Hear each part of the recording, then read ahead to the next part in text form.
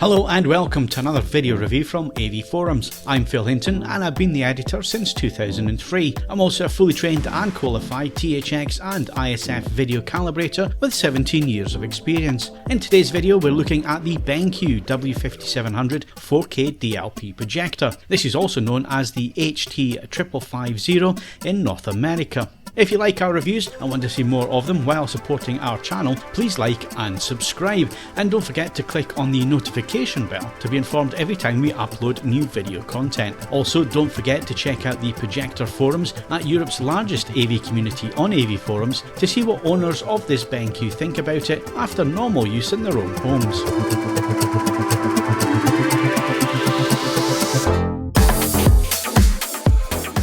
The BenQ W5700 is part of the Cine Prime series of single-trip DLP projectors from the manufacturer, which uses the latest 0.47-inch DMD chip from Texas Instruments.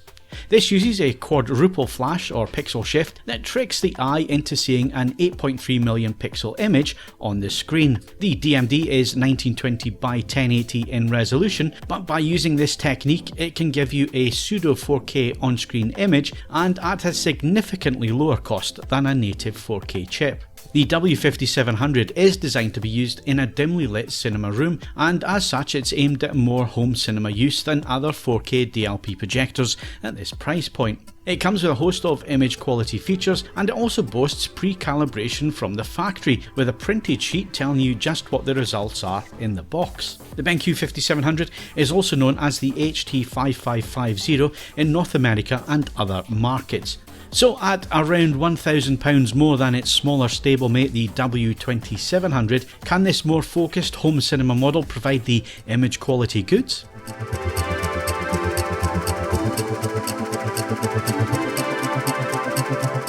The design of the W5700 is a definite step away from the more budget office style chassis and is a more focused home cinema design. It is larger than other BenQ projectors in this market sector, and it feels substantial for permanent use in a cinema room. There is no built-in sound system, and the construction is designed to allow ceiling mounting or adjustable table mounting. The lens is centrally positioned on a large dark coloured chassis with lens control dials to the top plate and focus and zoom dials on the lens. The lens itself is a super high resolution 11 element array that's structured into 6 groups, which BenQ say will help with sharp 4K images from the 5700 across the entire screen. To either side of the central lens are the air intakes and exhaust, and they've been designed like the lens to reduce light spill from the chassis and to reject dust. The lens shift and zoom ratios used mean the BenQ can be positioned perfectly for the best possible image without the need for keystone correction. Keystone can destroy the image quality and fine line details when it's used, so being able to set up the W5700 correctly is welcomed, and it means we don't have to use the keystone. Around the back we have the connections with a slightly recessed area which provides some cable management when it's ceiling mounted. Connections wise we have a LAN and optical digital output, a 12V trigger and IR in, USB 3 media playback ready port, 2 HDMI 2.0B inputs that are HDCP 2.2 compliant and will take 4K 60p HDR signals. There's a mini USB power, RS232 control port along with 2 further USB ports, this time they're 2.0, and rounding up is a 3.5mm audio jack. Power socket is to the bottom centre of the backplate, and to the left side we have menu buttons should you lose the remote control. The remote supplied is a small dark coloured plastic affair with well laid out buttons, and it's backlit. It is intuitive to use with the normal menu and directional keys, and it sits neatly in the hand with a nice weight, even though it is plastic in construction.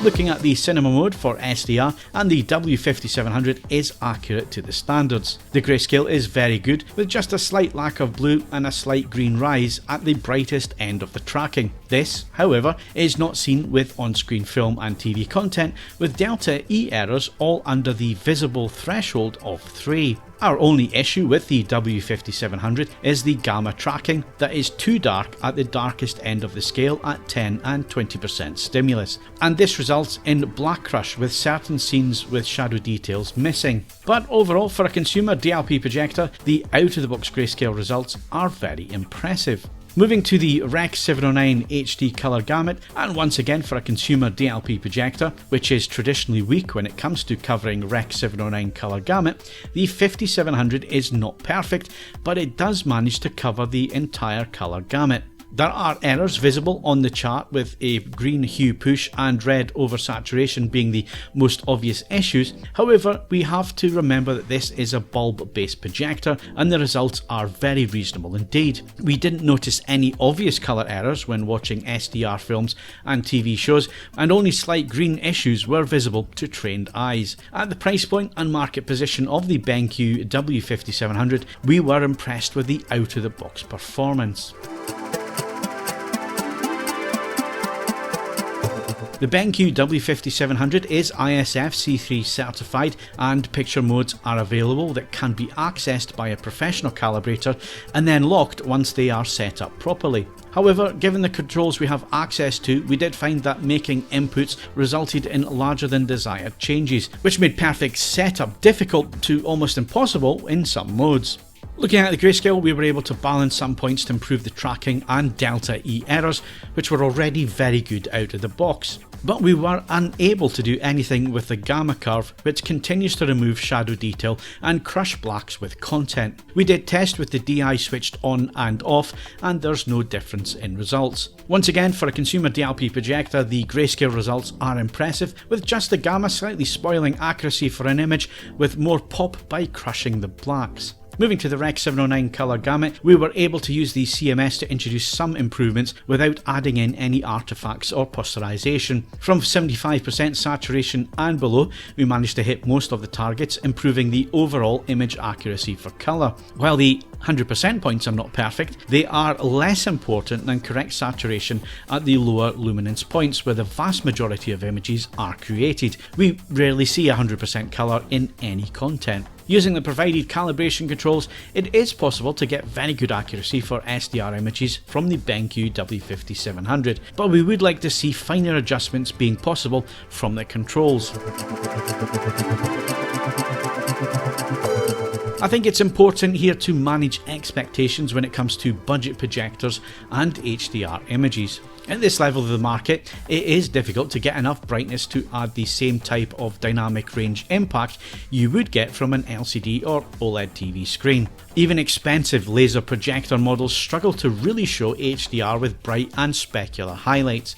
The BenQ W5700 is not a very bright projector, and as such it needs to be used within a dedicated cinema room with no ambient light to get the very best out of the image. Peak brightness in the HDR10 picture mode was measured at 49 nits with no zoom applied and 38 nits on full zoom, which are very low for HDR images. The contrast ratio figures with a dynamic iris in use were 1355:1 with no zoom and 861:1 on full zoom, with 1132:1 and 687:1 with the DI switched off respectively, and with the wide colour gamut filter not in use. As you can imagine, with the above results, the PQ EOTF was compromised with the lack of brightness on offer, and the tracking was a gentle roll-off to retain details. Obviously, we can't measure the dynamic tone mapping used by BenQ for such content. Wide colour gamut coverage to DCI-P3 is promoted in the brochure of the W5700 as 100%. This is not the case though, by some margin. You can see the actual measured results in our graph of these saturation points against where they should be within the P3 colour gamut, and it really doesn't look very pretty. Curiously, the results don't change very much at all when you add in the wide colour gamut filter for the saturation points, but brightness does take a big hit. Our measurements for the 100% saturation points at BT 2020 are 58% XY and 60% UV, with P3 measuring in at 90% XY and 90% UV.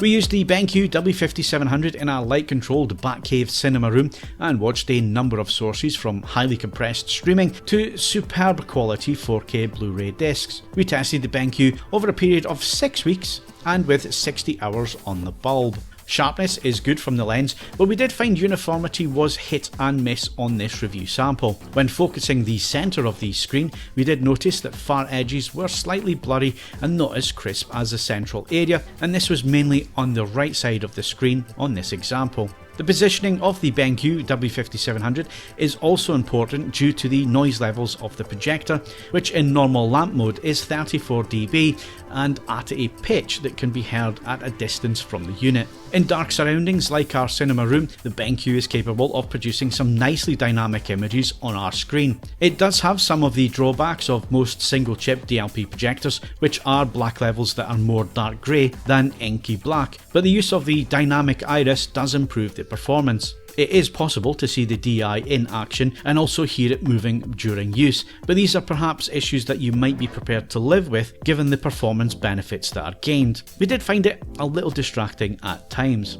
With SDR content, the BenQ works at its best with a nice, sharp and detailed image that has very nice looking colours and skin tones, along with decent image dynamics and black levels. Shadow details and low end blacks are crushed, and it looks like this is a deliberate move by BenQ to produce an image with a pop to proceedings. Motion is also excellent and another strong point of DLP machines, which results in very good 24 frames per second playback. There is a frame interpolation system on board should you want to use that with sports and fast moving video content, but we found the soap opera effect and smoothing too distracting for film content and we left it switched off. But overall, as an SDR projector, the BenQ is one of the best we've seen for a while, giving its smaller brother, the W2700, a run for its money. Moving to HDR, and we found the same issues we had encountered with the W2700. Basically, there's no extra brightness available for HDR specular highlights or dynamic range, so the image looks very similar to SDR, and if you use the wide color gamut filter,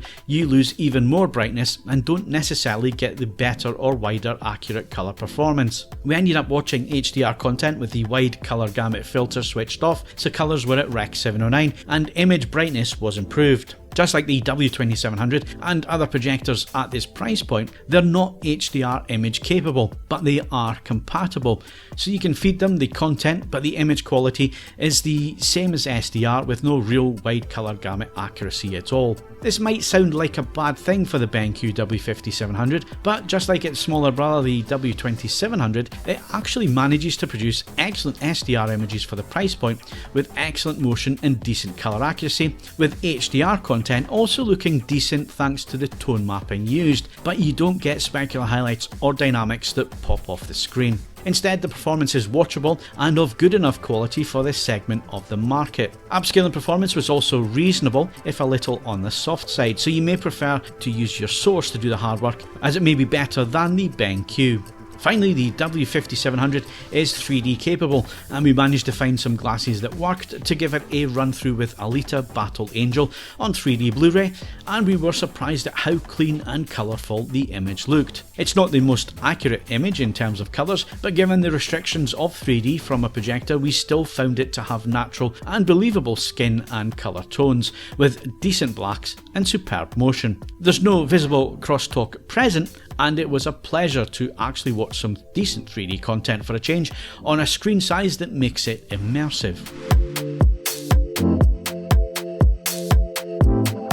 The BenQ W5700 is a very good single chip DLP projector that's designed for home cinema duties. It produces an accurate SDR image, which is an excellent achievement for a DLP machine, which usually struggles to produce accurate colours at this price point. It's also pre-calibrated at the factory, and BenQ should really be congratulated for taking image accuracy seriously at this end of the market. HDR is a mixed bag on the W5700 in much the same way as we found with the previously reviewed W2700. Any projector at this level of the market is going to struggle with HDR content, and even the more expensive units cannot provide enough dynamic range and colour wideness to produce convincing HDR images. The W5700 is also capable of 3D playback with its superb motion, providing a very compelling 3D experience. Gaming is also possible, but the input lag is a little high at 55 milliseconds using our Leo Bodnar tester. Watching SDR and HDR content in the best settings on the BenQ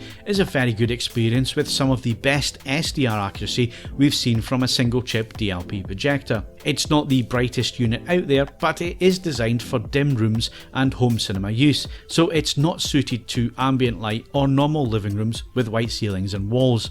And that is the main difference between the W5700 and W2700 in general, as in most other respects they are very close to each other in performance. Which one you decide on will no doubt come down to the environment and use, and there are also competing models from Epson out there which offer slightly different performance parameters and technology at similar prices. Overall, the BenQ W5700, while flawed like most other projectors in this sector with HDR content, does provide a decent account of itself with mixed film use in dim environments. We feel it's worthy of a demo if you're looking for a projector at this price point for home cinema use, and it comes recommended.